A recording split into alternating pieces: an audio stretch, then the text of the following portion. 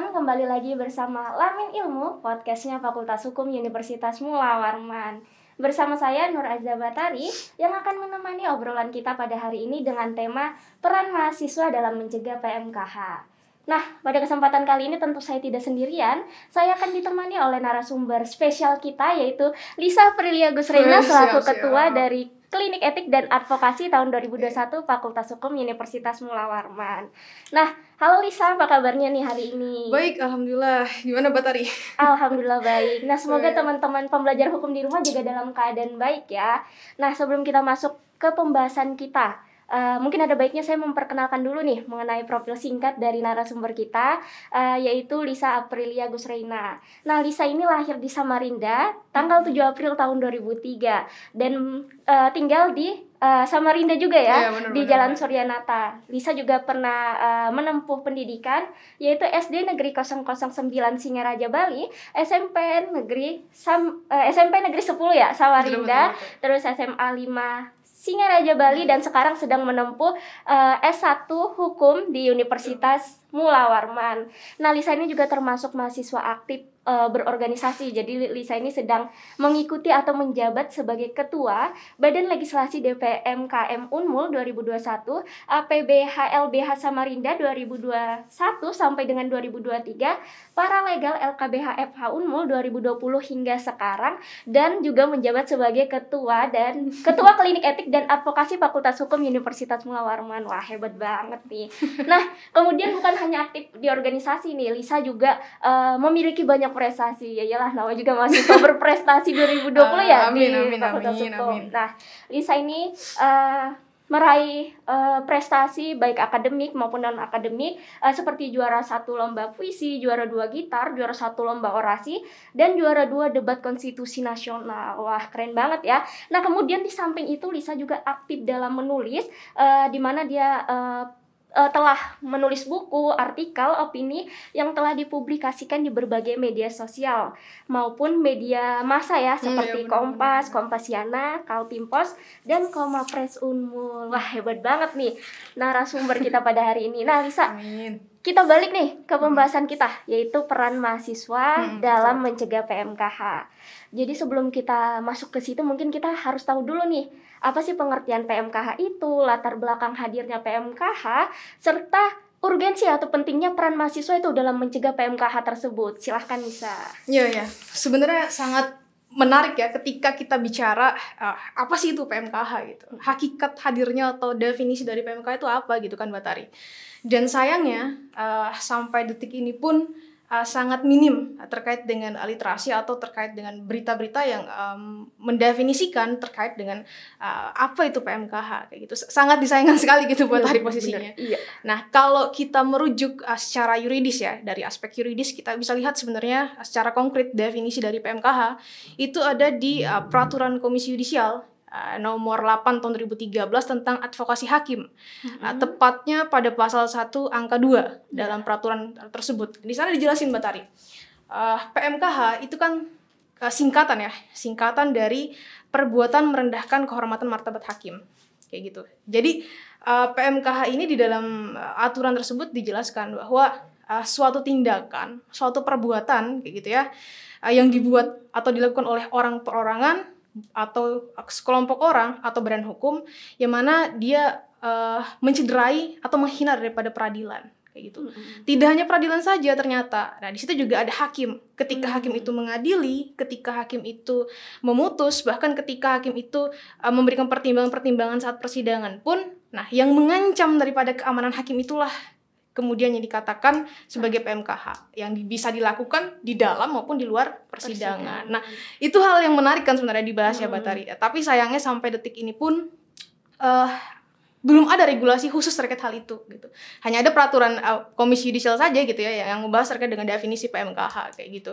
Untuk secara yuridis penjelasan khusus atau akibat hukum terkait itu belum ada sampai saat ini gitu. Makanya di sini Klinik Etik dan Advokasi tahun 2021 dengan tema PMKH-nya gitu ya. PMKH ini kan bagian atau part dari content of court. Jadi tahun lalu Klinik Etik itu kan sudah hadir dengan tema content of court-nya.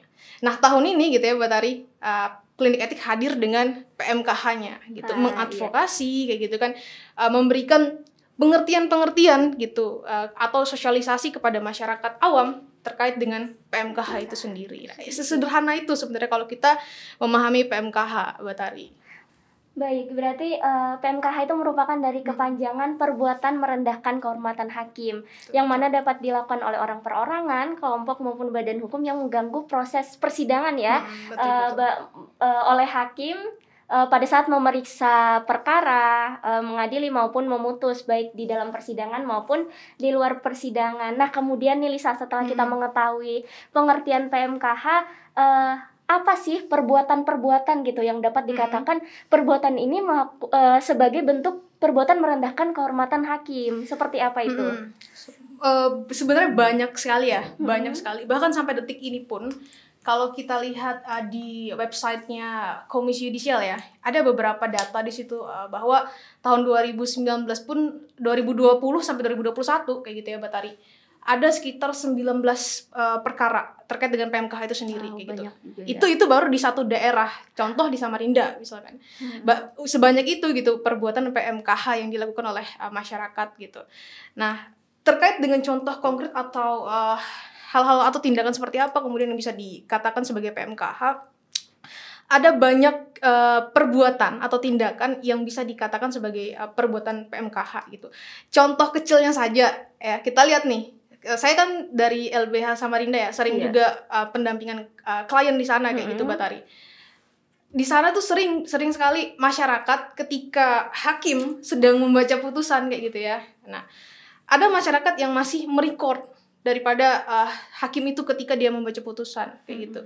Nah, tindakan merecord tadi itu, Batari, itu masuk dari tindakan PMKH kayak gitu. Tanpa disadari masyarakatnya gitu kan posisinya. Benar. Nah, itu hal sederhana dan ya kita bisa kan tuh kecil lah gitu kan. Pasti nanti bicara itu kan hak saya untuk merecord gitu. Pasti masyarakat akan berpendapat seperti itu. Tapi sayangnya, Batari, tindakan seperti itu adalah bagian dari PMKH. Jadi sebenarnya PMKH itu ada 5 jenis gitu ya. Ada 5 macam gitu yang bisa diklasifikasikan. Nah, itu yang pertama itu ada yang namanya misdemeanor a court. Terus ada yang namanya disobeying of court. Terus ada juga yang namanya obstruction of justice. Ada juga yang namanya subjudice of rule gitu. Ada juga yang namanya disorder of court. Jadi 5 jenis atau 5 macam daripada PMKH inilah kemudian akan bercabang-cabang itu, Batari. Kayak ini ya, kalau saya biasanya buat analisis kasus itu ya, ada yang namanya disampaikan sama Prof. Julia Sidiki tuh biasanya bilang membuat suatu akar atau tulang ikan biasanya, trees of gold, itulah yang kemudian yang bisa kita lihat di dalam situ. Misalkan satu nih, ada yang namanya subjudice of rule gitu ya, subjudice of justice yang bagian atau macam daripada PMKH.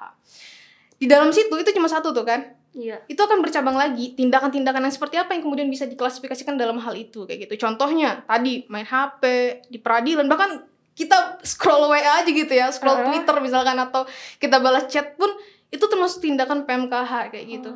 Sayangnya hal-hal sesederhana itu yang posisinya harusnya masyarakat paham, tahu gitu ya, jangan sampai dilakukan. Karena apa? Karena kita tahu persidangan atau sidang ya, itu kan suatu hal yang sakral kayak gitu ya. Hidup matinya orang kan ditentukan di persidangan posisinya.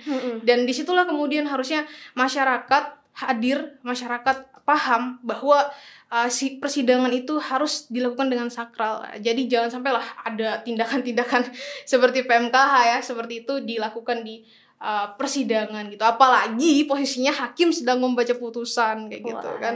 Aduh, sayang banget sih. Dalam faktanya, Batari, masih banyak hal itu terjadi di Samarinda. Kita nggak bisa pungkiri juga gitu ya. Di Kutim baru-baru ini juga terjadi gitu posisinya. Apalagi di luar gitu. Kita nggak tahu berapa banyak kabupaten di Indonesia ini, di beberapa kota di Indonesia ini gitu ya, yang memang posisinya sudah melakukan daripada PMKH itu sendiri. Oke, gitu. Baik. Berarti perbuatan-perbuatan merendahkan kehormatan hakim ini sangat banyak ya ketika kita mau menganalisis. Betul. Dan hal-hal kecil itu sudah diatur, cuma sayangnya masyarakat tuh belum sadar mengenai hal-hal kecil tersebut. Kemudian nih Lisa, dari yang saya tahu bahwa perbuatan merendahkan hakim itu salah satunya ialah subjudice rule ya, yang dimana itu merupakan perbuatan-perbuatan penghinaan terhadap pengadilan yang dilakukan dengan cara pemberitahuan atau publikasi. Nah, apakah dengan hate comment, kemudian hate speech, itu termasuk perbuatan dari merendahkan kehormatan hakim itu sendiri. Itu bagaimana itu, Lisa? Iya, ini kita sekarang sudah berada di posisinya ya, sudah berada di skala 4.0 yang mau sudah menuju ke 5.0 gitu ya. Iya. Dan memang media sosial gitu, khususnya seperti kolom komen di YouTube kayak gitu ya, atau Twitter atau tweet di Twitter pun itu menjadi hal yang sangat krusial yang harusnya masyarakat paham ada hal yang boleh dilakukan dan ada hal yang tidak boleh dilakukan. Ada perbuatan-perbuatan yang memang pada akhirnya akan mengakibatkan daripadanya akibat hukum, dan ada perbuatan-perbuatan yang mereka boleh lakukan dan sebatas opini. Nah, tapi sayangnya Batari, masyarakat Indonesia sampai saat ini ya, bisa saya katakan masyarakat Indonesia lebih sadar karena takut, bukan sadar karena patuh. Iya kan? Iya, mereka bakal berpikir, oh ya, ini nggak ada aturannya nih, PMK kan nggak ada aturannya gitu, nggak ada sanksinya gitu ya. Ya udah, lakuin aja hate speech misalkan, atau mengutarakan pendapat dia yang berbau atau konotasinya lebih kepada negatif misalkan. Kita pernah lihat ya, ada sidang, contohnya tuh sidang ini Habib Rizik waktu itu. Iya. Ya. Para kuasa hukum Habib Rizik kan walk out dari persidangan kan waktu itu. Nah, sikap dari pengacara atau penasehat daripada Habib Rizik itu sendiri adalah termasuk dari PMKH sebenarnya, Batari. Begitu ya. Nah, kemudian video itu diupload di YouTube gitu ya, diakses publik gitu ya, banyak publik yang bisa akses itu. Kemudian muncullah komen-komen di sana gitu kan, yang ya kita bisa katakan itu kan kulturnya masyarakat Indonesia ya, plus 62 ya, seperti itu posisinya kan. Nah, hal itu jelas bisa dikatakan sebagai PMKH, Batari. Tapi sayangnya, sangat saya sayangkan juga sampai saat ini pun belum ada aturan khusus ya terkait dengan hal itu. Bahkan Prof. Bagirmanan, teman-teman yang nonton ya, teman-teman bisa cek gitu, waktu itu saat penyampaian kuliah umum beliau di UGM, beliau sampaikan khususnya harusnya saat ini tuh ada undang-undang terkait dengan PMK itu sendiri. Karena faktanya beberapa kasus di Indonesia ini, landasan dasar kenapa bisa terjadi hal itu gitu ya, misalkan pemukulan pada hakim itu terjadi di PN Jakarta Pusat tuh, Batari, tahun 2019 tuh terjadi. Jadi kayak gini, ke posisinya gini sederhana. Jadi hakim tuh lagi ngebaca putusan tuh kan, si pengacara hukumnya ini nggak terima gitu kan, nggak terima, langsung datang nyerang hakim dengan menggunakan ikat pinggangnya.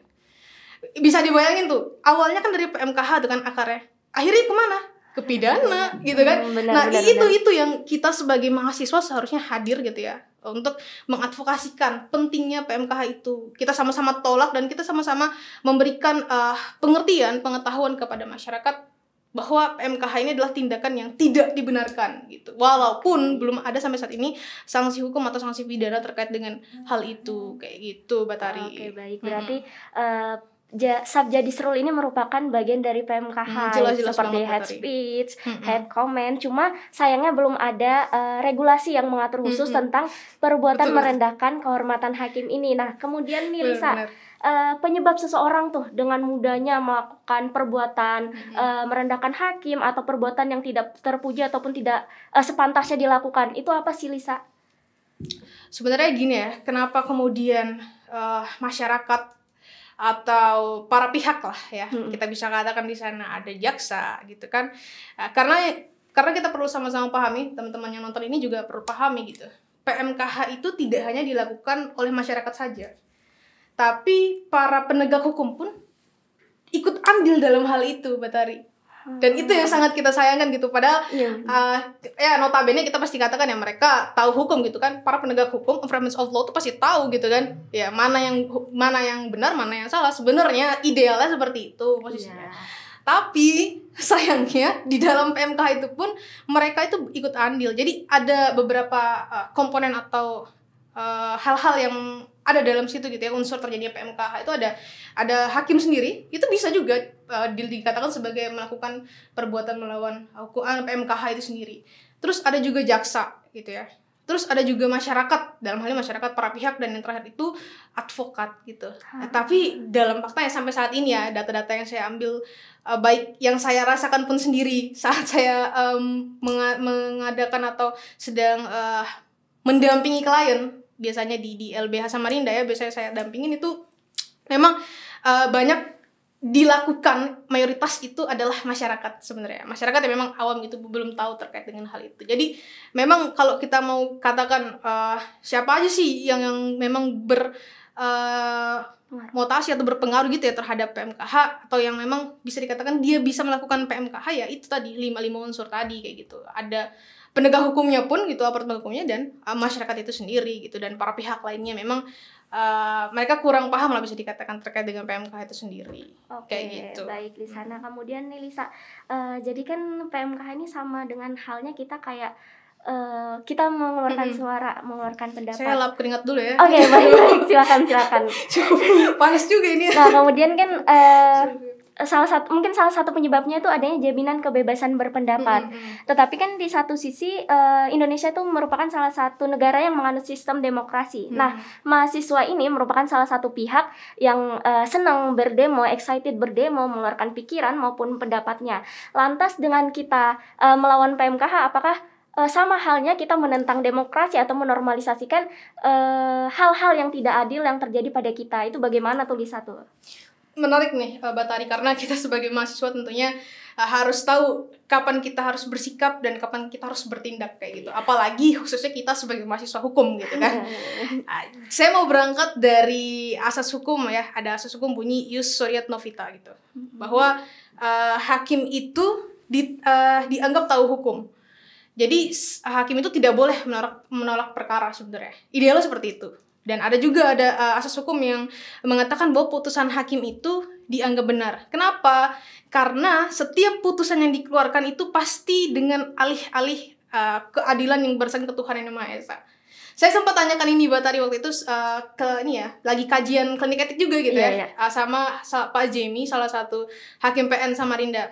Saya tanyakan kenapa sih harus ketika baca putusan itu harus ada keadilan berdasarkan ketuhanan Yang Maha Esa. Kenapa nggak kebaikan yang berdasarkan ketuhanan Yang Maha Esa gitu? Karena saya berpikir sesuatu yang baik itu pasti berdampak dengan keadilan gitu. Karena keadilan itu kan banyak macamnya gitu ya. Keadilan yang saya anggap itu adil belum tentu Batari anggap itu adil gitu kan. Nah, itu kan cara memandang daripada keadilan kayak gitu. Ternyata Pak Jemi bilang ya justru itu gitu kan, justru itu. Makanya hakim itu dianggap tahu hukum, hakim itu segala putusan yang dikeluarkan hakim itu dianggap benar. Kenapa? Karena itu dari interpretasinya dia juga gitu. Karena dia memang kita tahu ya posisinya menjadi hakim tuh nggak mudah ya, dengan proses banyak gitu ya. Mereka harus 2 tahun dulu mengalami pendidikan hakim ya. Itu yang dimaksud bahwa hakim ini memang perpanjangan tangan Tuhan. Kalau Prof. Jimlia Sidiki kan bilang hakim itu wakil Tuhan kan biasanya.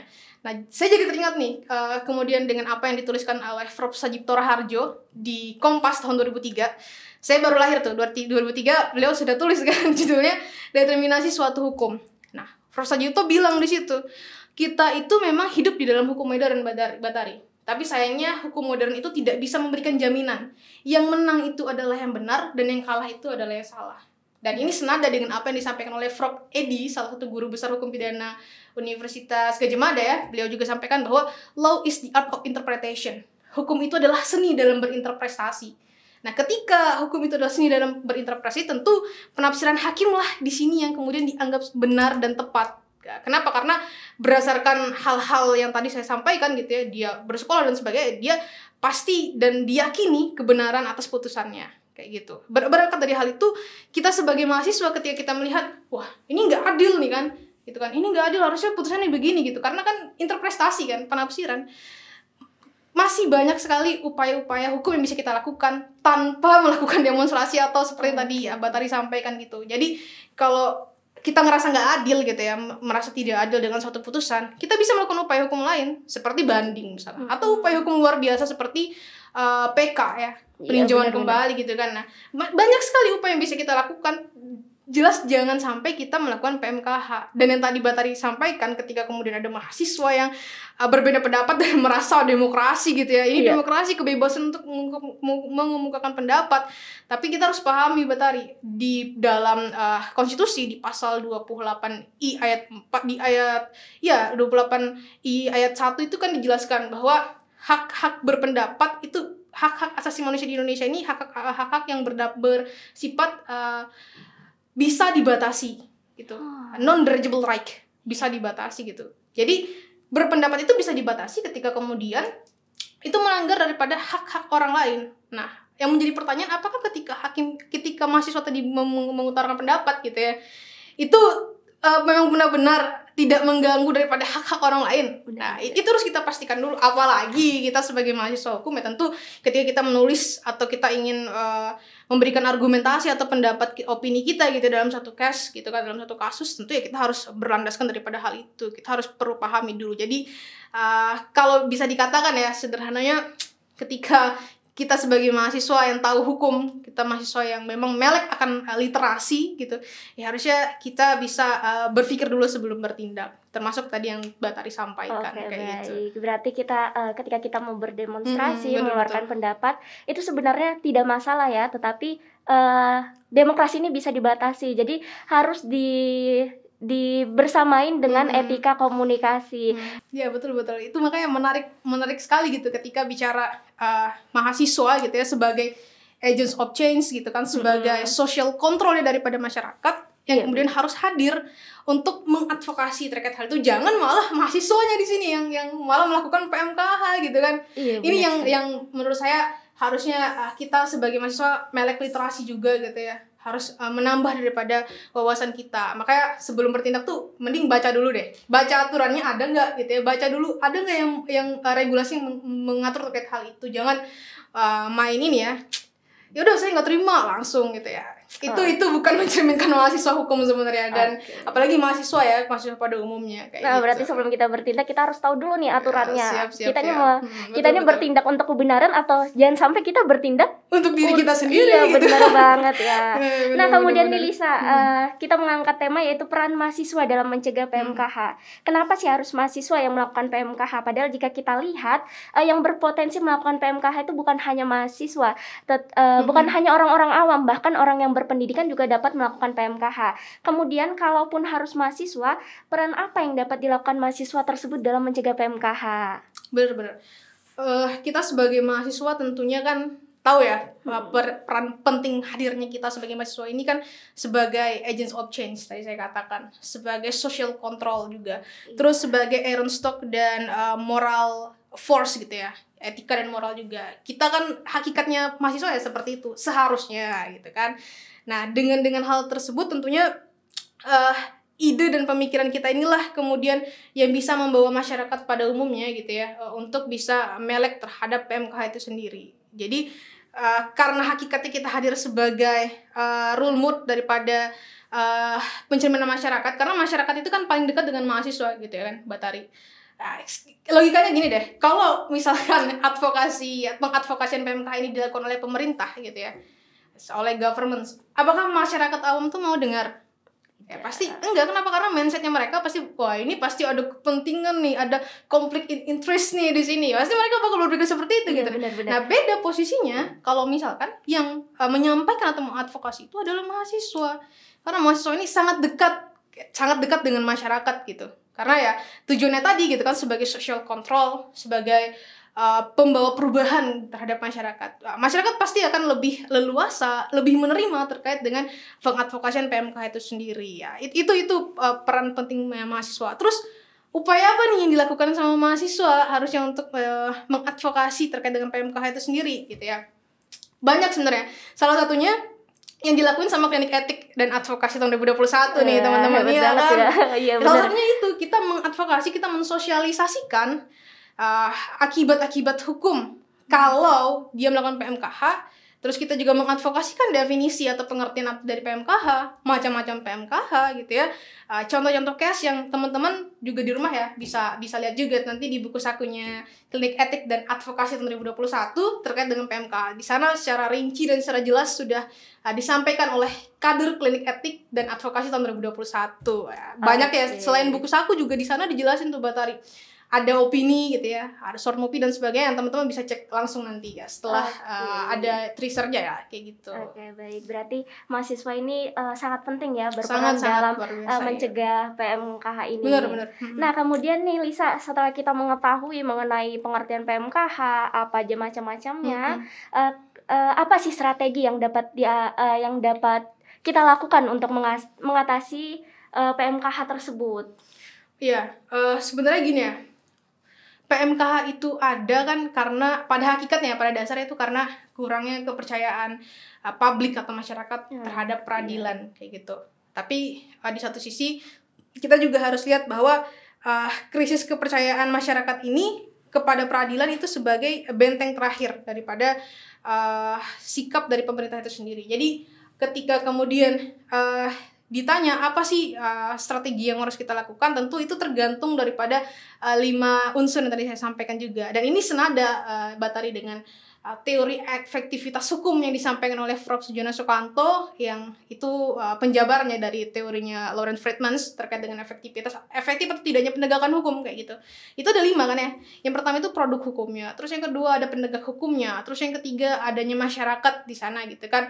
Yang keempat harus adanya sarana dan prasarana yang mendukung, dan yang kelima adanya kebudayaan cipta, karya dan karsa di sana. Ketika 5 unsur itu bisa terpenuhi, ya insya Allah PMKH itu bisa teratasi gitu ya, pencegahan. Kita kan tidak hanya bicara terkait dengan represinya saja gitu ya, tapi kita bicara tindakan preventifnya, pencegahannya gimana ya, tadi dengan dilakukannya oleh klinik etik pengadvokasian gitu ya, dengan media-media, apalagi sekarang kan online semua ya, online ya. Jadi salah satu dengan pembuatan film gitu ya, film short movie yang nanti akan tayang juga gitu ya, teman-teman jangan lupa nonton juga ya. Nah itu ya, terus dengan hadirnya tulisan-tulisan di media, nah itu harapannya menjadi strategi luar biasa dari klinik etik dan advokasi tahun 2021 untuk memberikan advokasi terkait dengan tolak PMKH itu sendiri. Kayak gitu Batari. Baik. Berarti strategi dalam mengatasi itu bukan hanya dari satu pihak, bukan hanya nggak bisa begitu, mahasiswa aja nih, masyarakat aja, tetapi dari pihak pemerintah, aparat penegak hukum maupun masyarakat harus berkontribusi dalam mencegah PMKH. Nah, kemudian nih Lisa, ada nggak sih akibat hukumnya sebenarnya ketika kita melakukan PMKH ini? Benar-benar. Kayak tadi saya sudah katakan ya, sebenarnya kalau bicara akibat hukum itu tergantung gitu, karena secara yuridis atau secara konkret belum ada regulasi yang mengatur PMKH itu sendiri gitu, termasuk dengan akibat hukumnya. Tapi, nah ini ada tapinya nih, ada pengecualian gitu ya. Karena kalau kita bicara hukum kan nggak bisa dari satu perspektif aja gitu ya, banyak perspektif yang kita ambil gitu kan. Nah sama dengan PMKH ini, jadi memang secara yuridis belum ada regulasi mengatur PMKH, tapi ada kan seperti peraturan komisi yudisial gitu dan aturan-aturan lainnya yang mengatur terkait dengan hal itu. Tapi di satu sisi terkait dengan akibat hukumnya memang saat ini belum ada kayak gitu. Tapi kalau kita lihat kasus konkretnya seperti pemukulan hakim PN Jakarta Pusat waktu itu ya, dia dipukul sama pengacaranya kan. Memang itu akar muasalnya adalah dari PMKH kayak gitu kan. Nah, akar dari PMKH itulah kemudian yang mengakibatkan akibat hukumnya apa gitu kan. Akhirnya jatuhnya ke pidana. Nah, inilah kemudian akibat hukum yang bisa dikenakan oleh pelaku dari PMKH itu seperti advokat tadi gitu ya Batari. Ketika kemudian dia memang terbukti sudah melukai, nah kenalah dia pasal-pasal yang tertera pada KUHP kayak gitu. Itu sih sebenarnya mekanisme dari akibat hukum yang didapat dari PMKH. Tapi secara konkret memang belum ada yang mengatur hal itu. Tapi ya walaupun belum ada gitu yang ngatur terkait hal itu, ya jangan sampai lah kita sebagai mahasiswa, apalagi sebagai pembelajar ya, khususnya nonton podcast Lamin Ilmu ini, melakukan tindakan-tindakan PMKH seperti itu, karena itu sungguh tindakan yang tidak baik dan tidak sepantasnya tidak sepantasnya dilakukan oleh masyarakat luas kayak gitu. Terakhir nih Lisa, upaya apa sih yang dapat dilakukan oleh masyarakat tuh ketika putusan hakim tuh tidak memuaskan, dan kepada siapa dia dapat melaporkan perbuatan tersebut? Sama sekalian ya, berikan closing statement mengenai Nggak terasa ya? Iya benar banget mengenai tema kita hari ini. Apa sih modal penting yang harus dioptimalkan oleh mahasiswa dalam menghadapi persoalan PMKH ini? Silakan Nisa. Iya. Sebenarnya kalau kita bicara upaya apa yang dilakukan supaya masyarakat ya khususnya tidak melakukan PMKH itu cukup banyak, dan saya kira tidak perlu dijabarkan lebih lanjut lagi gitu ya. Jadi kalau ada masyarakat atau masyarakat awam gitu atau masyarakat luas yang ngerasa wah ini putusannya nggak adil nih, putusan hakim ini nggak adil, saya harus ini gitu. Jangan sampai semuanya masyarakat itu melakukan tindakan PMKH gitu, misalkan ribut di saat hakim membacakan putusan kayak gitu kan, atau malah membuat hate speech tadi yang disampaikan sama Batari gitu ya, contohnya di channel YouTube. Jangan sampai. Kenapa? Karena ada upaya-upaya lain yang bisa kita lakukan, seperti upaya banding misalkan, atau upaya PK peninjauan kembali ya. Itu upaya hukum luar biasa. Kalau misalkan masyarakat memang ngerasa ada novum atau barang bukti baru yang bisa diajukan, ya monggo diajukan gitu. Jangan sampai kemudian dengan kurangnya literasi, kurangnya pengetahuan terkait dengan hukum, malah melakukan tindakan-tindakan yang termasuk dalam klasifikasi PMKH tadi kayak gitu. Itu yang pertama. Terus yang kedua, kalau memang masyarakat nih, teman-teman yang nonton podcast Sama Ilmu nih, misalkan melihat ada, wah ini termasuk PMKH nih kan, mengetahui itu adalah tindakan PMKH gitu ya. Ya benar. Nah, teman-teman bisa ajukan laporan kepada Komisi Yudisial cabang di daerah teman-teman tinggal. Misalkan di Samarinda ya, lihat yang di Samarinda Komisi Yudisial di mana. Di situlah nanti teman-teman bisa sampaikan terkait dengan PMKH itu sendiri kayak gitu ya. Memang bisa dikatakan ada upayanya gitu ya, upaya yang dilakukan masyarakat pun ada, dan yang untuk melakukan pelaporan pun ketika kemudian ada melihat terbukti gitu ya perbuatan PMK, ya monggo bisa dilaporkan kepada Komisi Yudisial terkait di mana teman-teman tinggal kayak gitu untuk upayanya tuh, Mbak Tari. Terus closing statement ya. Iya, nggak terasa sekali gitu. Oke. Ya, sebenarnya kita tahu teman-teman, hakim itu kan adalah pengawal keadilan kayak gitu kan. Hakim itu adalah pengawal keadilan. Sehingga kehormatan dan kewibawaan daripada hakim itu atau persidangan itulah kemudian yang mencerminkan peradaban suatu negara gitu. Termasuk dalam hal ini Indonesia. Ketika kemudian hakimnya, ketika kemudian persidangannya itu melakukan daripadanya PMKH atau perbuatan merendahkan kehormatan martabat hakim ya, melakukan penghinaan terhadap persidangan gitu, tentu itu akan memberikan pandangan kepada negara lain gitu, seperti negara-negara Amerika dan Australia yang posisinya mereka memang sudah benar-benar membuat regulasi terkait hal itu, Batari. Akhirnya mereka punya pengetahuan terkait dengan PMK itu sendiri. Nah, jangan sampai kita sebagai masyarakat, sebagai mahasiswa tentunya melakukan hal tersebut, karena yang menjaga marwah persidangan atau sidang itu bukan hanya pengadilan, tapi juga masyarakat luas, khususnya kita sebagai mahasiswa, dan terus lagi kita sebagai mahasiswa hukum untuk bisa mencegah dan mengadvokasikan terkait dengan tindakan-tindakan PMKH itu sendiri ya. Kira-kira itu, Batari. Baik, terima kasih Lisa, nggak terasa ya waktunya. Iya, nggak terasa banget. Aduh, kalau ngomong sama Lisa ini memang nggak ada habisnya sepertinya ya. Nah, betul. Teman-teman, kita sudah masuk pada tahap closing statement, maka usai juga obrolan kita pada hari ini. Semoga obrolan kita pada kali ini bermanfaat. Jadi saya Nur Aiza Batari dan narasumber kita Lisa Aprilia Gusreina pamit undur diri. Sampai jumpa di Lamin Ilmu, podcastnya Fakultas Hukum Universitas Mula Warman episode berikutnya. Yeay.